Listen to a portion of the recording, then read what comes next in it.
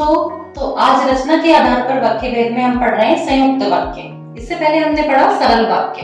संयुक्त वाक्य जब दो या दो से अधिक वाक्य समुच्चय बोधक या योजक शब्दों से जुड़े हों। यहाँ पर ध्यान रखने वाली बात यह है कि यहाँ पर दो वाक्य होते हैं और वो बीच में से योजक शब्द या समुच्चय बोधक से जुड़े होते हैं, जैसे कि और, एवं, तथा, या, अथवा, इसलिए, ये सारे शब्द की, ये सब बीच में आकर दो वाक्यों को आपस में जोड़ते हैं। यहाँ दोनों वाक्य प्रधान एवं स्वतंत्र होते हैं। ये ध्यान रखने वाली बात है कि दोनों वाक्य स्वतंत्र होते हैं, दोनों के बीच में योजक शब्द लगा है, इसलिए कई बार जब हम योजक शब्द हटा लें तो हमें दो स्वतंत्र वाक्य मिल जाएंगे, उन्हें ही संयुक्त वाक्य कहा जाता है।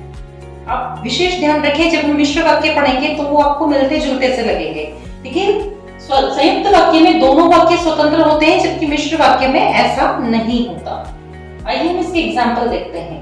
पिताजी बाजार गए और माताजी मंदिर गई। यहाँ पर और शब्द समुच्चय बोधक है। और शब्द हटा लेने से हमें दो स्वतंत्र वाक्य मिल रहे हैं। पिताजी बाजार गए एक वाक्य, माताजी मंदिर गई दूसरा वाक्य, जिसे और शब्द से जोड़ा गया है। शीला बीमार है इसलिए वह स्कूल नहीं गई। यहाँ पर दो वाक्य हैं जिन्हें इसलिए समुच्चय बोधक या योजक शब्द से जोड़ा गया है। मोहन मेहनती है किंतु वह समय का पाबंद नहीं है।